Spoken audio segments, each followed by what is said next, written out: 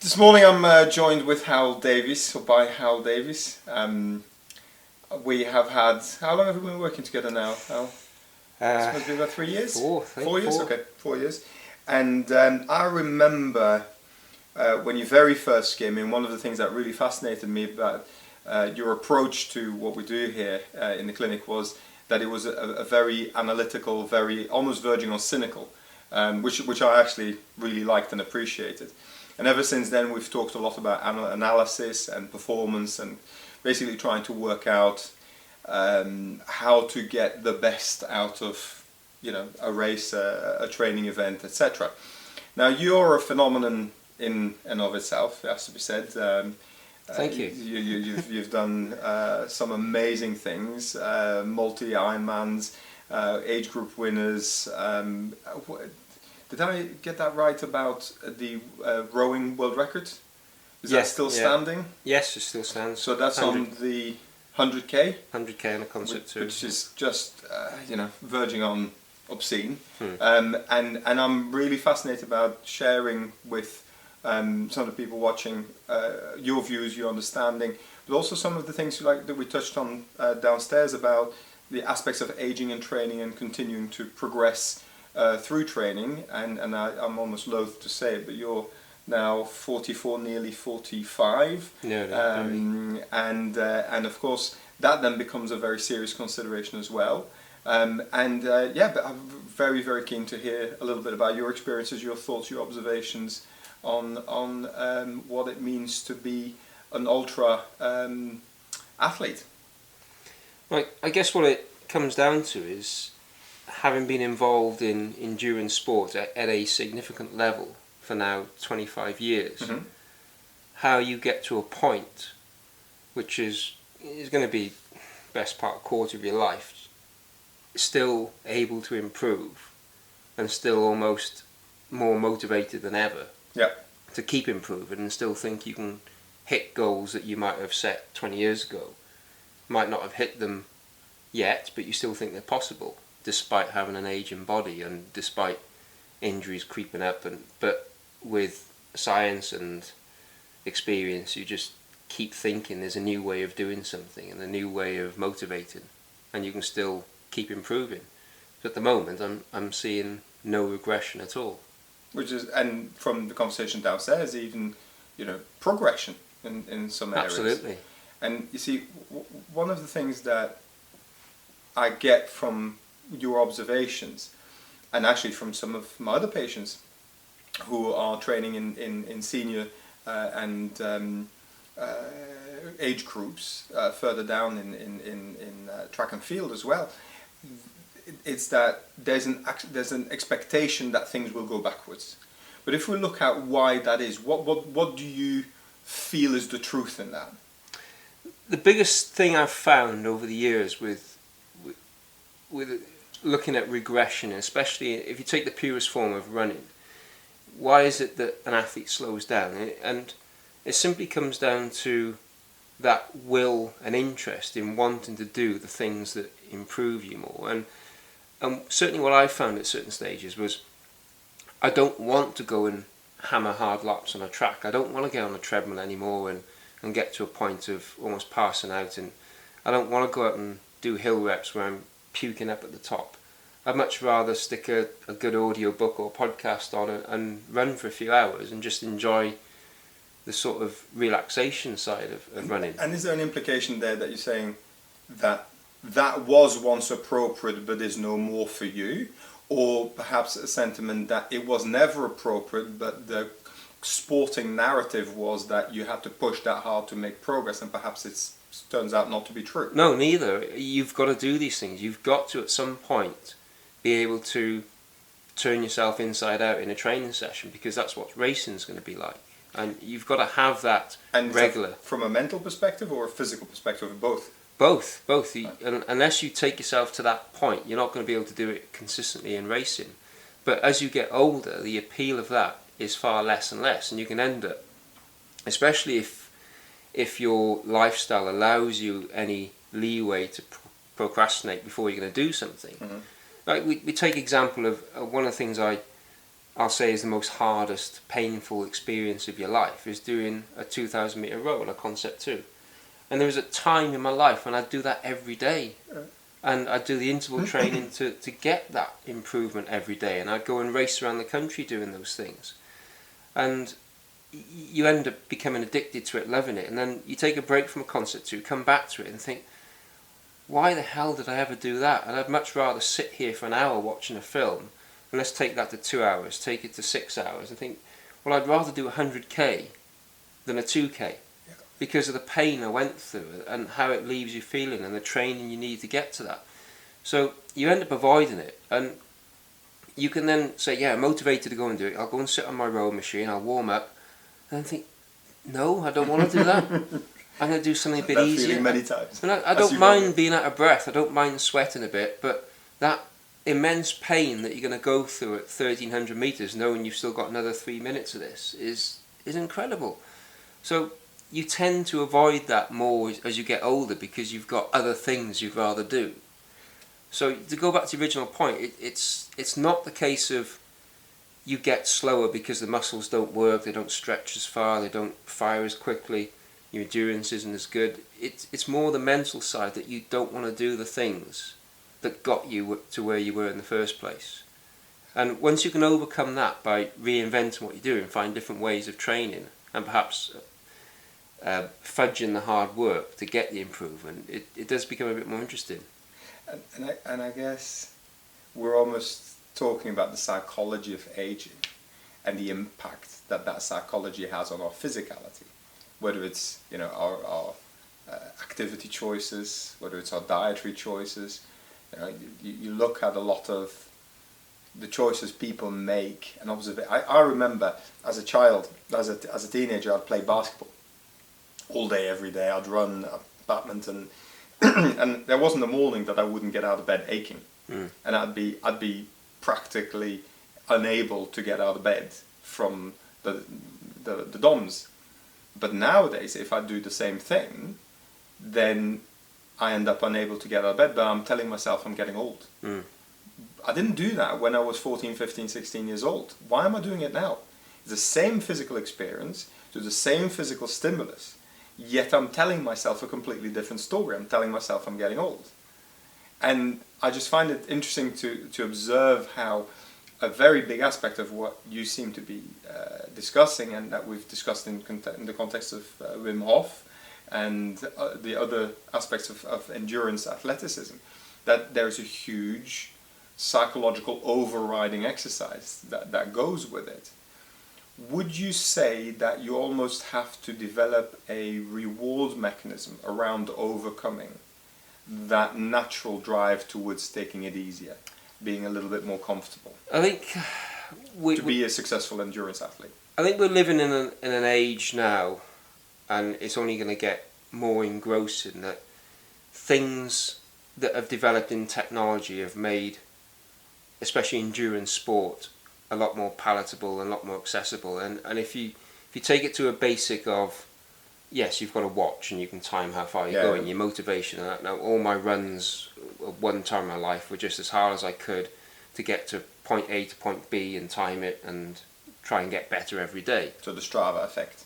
Well, no, way before that. This was just this was an analog clock, or it might have been the cooker clock, and so I'm going to go out at 10, I'll try and do that run before I get back at 11. Yeah. Or do a Chariots of Fire and do it before the bells finish chiming. That concept of having a time goal, I think, is the most basic thing. But now with things like GPS technology, you've got a much more accurate picture. You've got a competition of seeing where other people have been, and you can go and repeat the same thing. With mapping software, things like you don't have to carry your physical map to go and do runs on trails, and even just in enhancing the experience of where you go is better now, because things are more accessible and you don't have to be as skilled a navigator to go and find these great trails. But and the same with things like if you want to use indoor sport and training alternatives to just going out and riding your bike, technology has meant you can race people from anywhere. You can race online. You do that with a row machine, treadmill or bike. but you've got to use it for a purpose of saying the bigger picture here is that I'm going to be better racing in the real world. So you're still thinking about what other people are doing training wise. But in terms of coming back to the very essence of why you're doing it, it's because you want to be in this place where you still think what you're doing has value to improving for something which is a challenge further down the line. Yep. Now whether that's a challenge against other people or it's a challenge to get from A to B and all the way to Z, and you're an explorer, you do an expedition, that training has got to feel like it's having some sort of benefit. And the moment you lose that, I think you kind of start regressing. So as long as you've got an idea that what you're doing and you're seeing progress from it, it doesn't matter whether it's running 80 miles a week, 100 miles a week, or running 10 miles a week, as long as you can see that it's doing something to improve, then the motivation is always going to be there. And I do get the sense that, at least in Warwickshire, that there are real changes in attitudes towards taking up recreational sport, and a lot of people moving into hobbyist marathon running, triathlon events, sprint triathlons, full triathlons, Ironman, and there does seem to be quite a growth in the scene to supply those races and supply that competitive platform for people to go and challenge themselves, test themselves, and I think the interplay between technology. I mean, I notice if I'm monitoring my heart rate in my training, I always feel a lot more satisfied somehow looking at my where the peaks were, where how fast my heart rate goes back down again, and how well I recover, etc. There's something very satisfying about the feedback, and then taking it to a platform where you can challenge it. But of course, all of those events are then, I don't know, creating both physical lifestyle challenges and are you seeing, because you're a coach as well, yeah, and a very successful, I might add, and I would you say that there is a bigger uptake in terms of trying to meet new competitive challenges and people embrace or wanting to go on that platform, or is it just hype? I think what we're touching on here is this difference between people feel that they want to have targets, but what they really want is to find their breaking point. Okay. And your breaking point can come with people actually are addicted to failure. I feel that the more they fail, the more they want to fail. Are they addicted to failure or their fear of failure? No, it's addicted to the failure. It's not the fear of it at all. Because you use the example you want there of people doing a fun run, then going to a marathon, then going to an ultra or an Ironman. What they're looking for is the point at which they fail. Because if they find that failure, what's the first thing they're going to do? Enter it again. Because they want to then, they don't want to actually achieve it, they want to fail again and again and again. And I know so many runners that have set a target and they've achieved it and then they've given up. That's exactly what I did. And they're unsatisfied. They then fail to get back into that habit again, and they become a worse person for doing it. So that target should be so far out of reach that you'll never get it, but it gets you up every morning to still think you can do it. And you want to fail and fail and fail again. Now, I've got a target in my head of what I want to run a marathon in, and I've got close. I've never done it, but if I do it, I don't know what I'd do. Actually, so on that, so your target is 2:29 marathon. 2:29, so sub 2:30. Yes. And the closest you got was not last year, the year before. 2015. I got within 7 seconds. 7 seconds, and so obviously we're going to be looking at 2020. Yeah. For well, maybe this year. Okay. Brilliant. So you because again from the discussions we had downstairs, there's a real sense that actually things are going quite well at the moment. Well, what I find with people in the marathon world is they set a target that they know is achievable. Right. Which I think is a waste of time. So if you're a very, very good runner, so let's take some numbers in here. So if you can run a 15-minute 5K and run a 1:10 half marathon, and you set a 2:30 marathon target and you beat it by about 20-30 seconds, I find that a real cop-out. It's because you haven't pushed beyond what that limit is. That target has become limiting to you. It's held you back. Whereas when I set that as my target, it was, I could say I'll run 2:32, but I know I can do that. Yeah. And there's no value in that for me, and I've done it. I've done it a couple of times, and I know I could do it. I mean, you're touching on something in my own life. It's absolutely correct. I undertook the 100k run years and years ago. First time I failed, I think I fell apart at about 65k. My knees felt like they were going to explode, and I bailed out. And then, by virtue of the fact that the following day my knees had fully recovered, and I was so disappointed in myself that then I re-entered the next year, completed it, and then I've never run since. Yeah, it's exactly that, And people do an Ironman and they say, "Yeah, I've completed my Ironman, I'm one and done. I've got the tattoo, I've got the medal, and I move on," and their life becomes worse because of it. But if they say, "I'm going to break 10 hours," and they get it, and the first thing they do after that is to say, "I'm going to set a new target to do again. I want to fail again." So are we talking about essentially promoting an existence in a perpetual state of discontent? Yeah, that's what it is. And the benefits of doing that. So, and the failure actually makes you far more motivated to try again rather than the success. I think it also makes you a better human being. Yeah. I think success can really ruin people. Yeah, I 100% agree. When you think back to your days as a PE teacher, and you look at the importance of physical education, what would you say is the role that physical education plays in the psychological, physical, the human development of a child, teenager? The thing it should do is teach you about where a limit is and failure. So going back to... And if I was going to pick up one memory from a 20-year teaching career, it's the number of people or children that will be doing any form of endurance activity and end up stopping and failing and walking at some point. And that in itself can be the greatest motivator of saying, well, you're running 800 metres and people will start walking after 200 metres. And the success will be to actually run the whole way.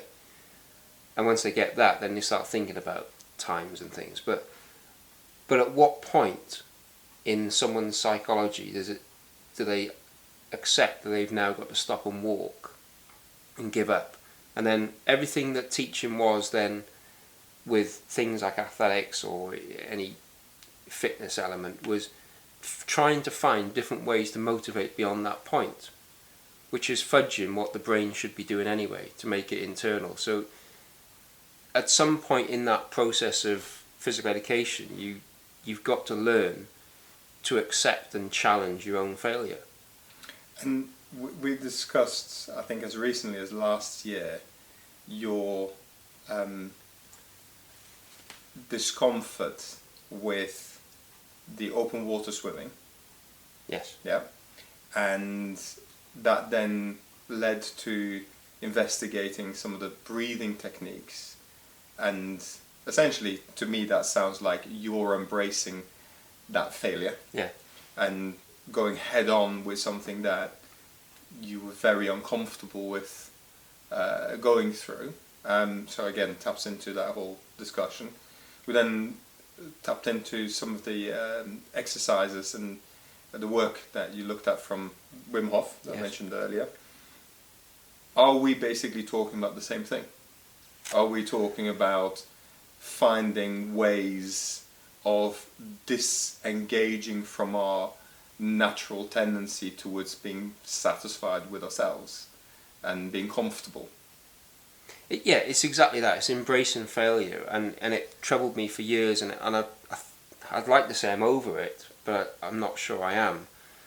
That fear of being in open water, doing something, and it comes on. Now, to give it a little bit of context, I'm a reasonable triathlete swimmer, and sometimes... Understatement there. Well, sometimes, I'm not from a swimming background, but sometimes I can be leading a race, and I can swim a pretty long way, and I've done lots of marathon swims and distance swims. The channel doesn't appeal, so don't ever ask that. Not because of it being too daunting a challenge, it's the cost versus value. It's just something I'm not interested in.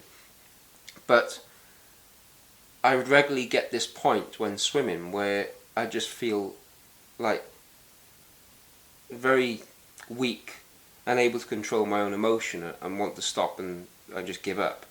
And the challenge of getting through that almost became addictive. That I'd look for that. I want to go into that panic mode so I can get over it again. And for that 10 seconds, you feel like the world's going to end, and then you get over it and think, well, I've achieved something there, because I've got to this point of failure and I've overcome it. So to do that, I looked at all sorts of different things that would put me into the most extreme position where I'm likely to bring that sense on. So swim with other people, swimming in cold water, dark water, swimming in waterfalls, doing obstacle races in cold water, and doing swims in storm conditions. And there was nothing as a trigger that I could bring it on, that I could predict. It just sometimes happened. It happened when I was on my own in open water. It happened when I was in the sea and I could see fish. It's the most placid water you could find, and I'd be in there, and all of a sudden I'd get this panic attack. So trying to find out what causes it, I didn't really ever get to the bottom of it until you think of it in terms of your demand for oxygen, and then by looking at the fear of not being able to take your next breath, how do you overcome that? How do you put yourself in a state where you haven't got oxygen, and what can you do without that? So that's why I got interested in the Wim Hof stuff. So just learning to kind of function without oxygen in an extreme depleted state. And since trying that, I've not had a sniff of a panic attack at all. So to a point where I quite enjoy swimming into groups of people to see if I can just maintain. But probably because I'm more conscious of it, I'm now overcome it. But it's one of the examples of those things that I'm very big on in my own research, which is recognizing patterns. I'll look at something, and before I dismiss it as snake oil, I'll try it, and if it gets a result, I might continue it, persevere with it, and say, yeah, the evidence says it doesn't work, but for me it does, or vice versa. Yep. The evidence says you should do that, but for me it has had no impact at all. But that was one, again, but that was this year, so it's a case of, at 44, you're finding new things that are enhancing your endurance ability. It is absolutely fascinating, isn't it, how in essentially pushing the boundaries of your humanity, your physical ability, your psychological ability, you start to trigger a whole heap of responses in yourself that really push towards growth and development. And some people will even describe this overcoming of and pushing of the boundaries as almost a spiritual experience. And the science says it's very clear that there's a whole heap of reward mechanisms and serotonin and dopamine triggering that goes on, to the point that actually it explains a lot of the kind of addictive behaviors that you see in sport. But I think that when we're looking at the Wim Hof stuff, when we're looking at the interest that Ironman is generating, I mean, how many people take part in the London Marathon nowadays?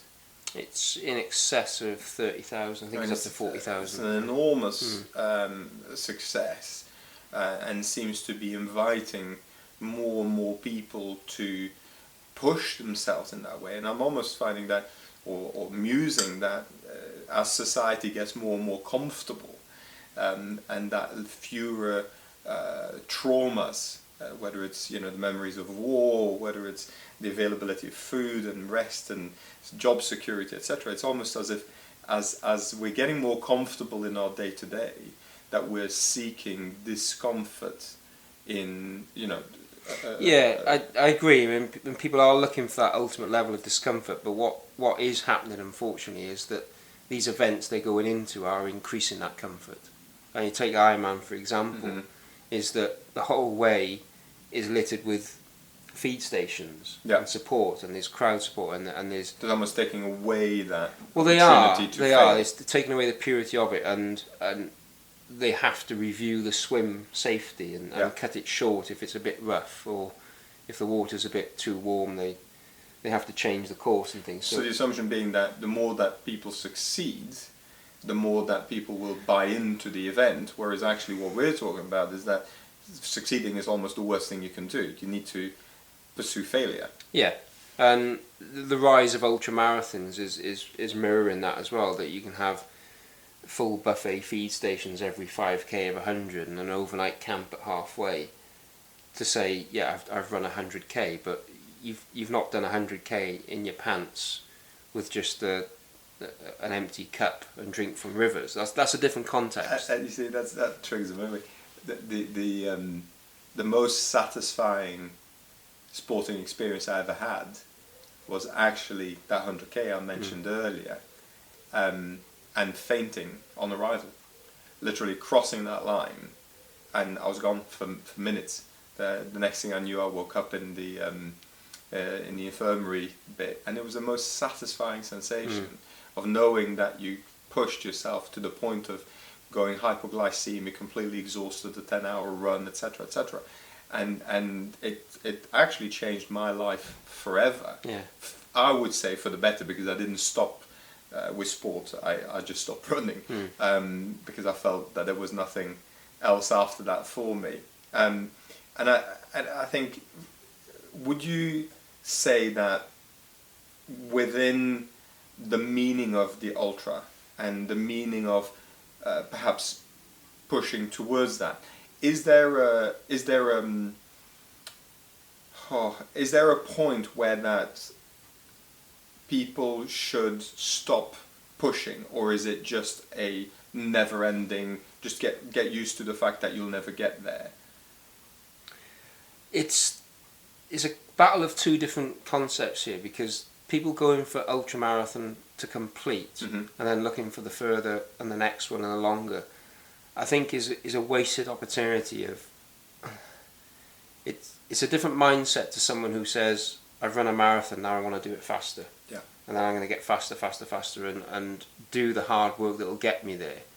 Whereas the ultra marathon runner might run 10, 15 miles a week, and then on a weekend go and walk around 100 mile, and then look for 150, and then look for a 200, and think they can take on any challenge without really having the physical conditioning to go with their mental capacity. Yeah. And that's the bit with it that I don't get. I don't quite understand the mentality of it. And it's okay to say, yeah, it's still a challenge, I'm going to go further and faster, further but not faster. But I think the essence of sport should be really to challenge to get better, not just to endure that length of time with as much support as you need to go and run. Well, it's not effectively running, it's walking 200, 250 miles. Great achievement, but it does just come down to having the time and the sort of mental strength to do that. So it's a bit that doesn't quite appeal to me. It might appeal to me in the future when I've stopped getting faster. But I think the better athlete is the one who can still want to improve their performance, not just say, well, I've done that, so I'm now going to go there.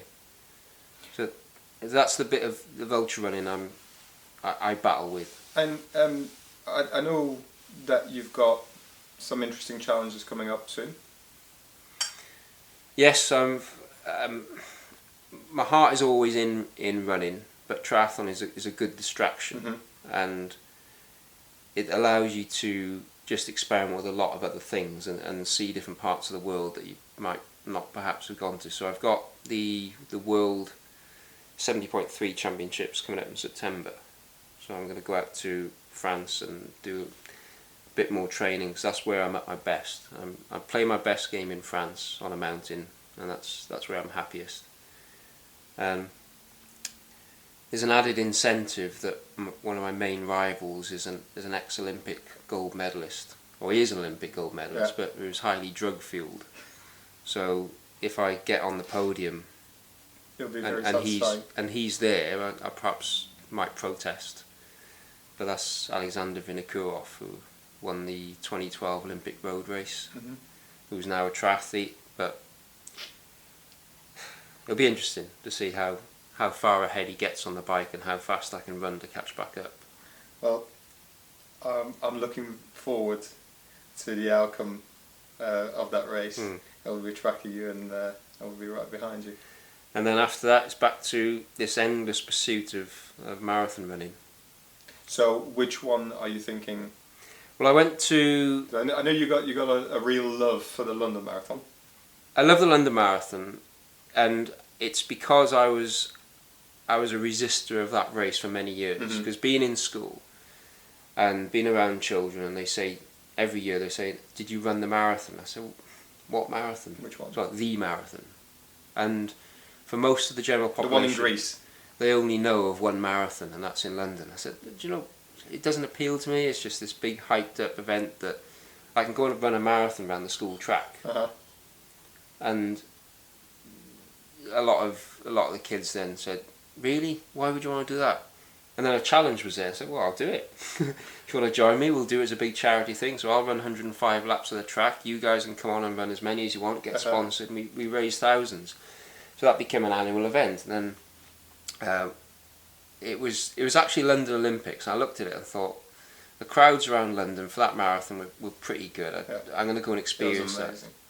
So I did the London Marathon in 2013, did my first one, and I was just hooked on it. I thought, wow, for a £30 event, for what you get for that was just incredible. And I know it's not everyone's cup of tea. For the average runner, it's a congested, overhyped, bad experience, and you don't get any free space to run. But for the top 100, 200 runners, it's the best race you'll find for marathon because of the size of the groups you can run with, the crowd, the course, and it's a fast course. It's a great time of year to run. But there are plenty of other marathons, but you'll find yourself running on your own. And which one are you thinking? Well, I'll do London again next year. Yeah. And because of the timing and how it fits in with the fact that you can always get a place if you're a championship type runner. But I did Valencia last year, and I only went to Valencia half fit.